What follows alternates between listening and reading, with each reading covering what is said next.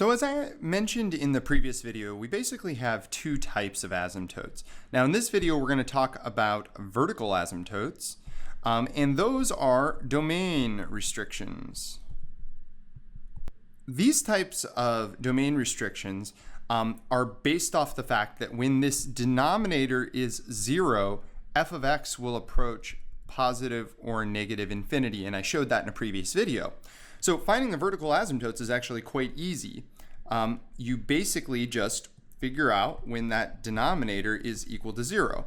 The only reason I mention basically is sometimes when the denominator is 0, you can create what's called a hole, which I'll cover in a later video.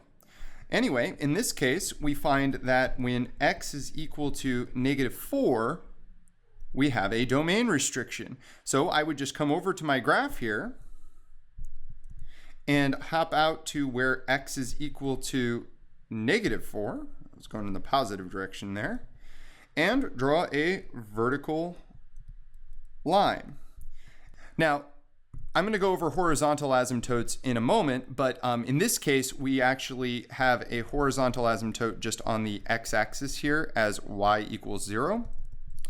And so this graph will end up looking something like this.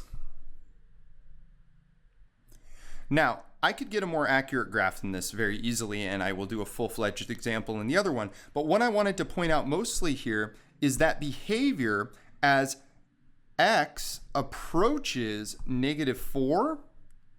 Notice that our graph is getting more and more steep, and it is going down towards negative infinity. Or if I approach from the right, it's going up towards positive infinity. And that's what you need to understand about vertical asymptotes is as you approach them, you're either going to be going up really fast or down really fast.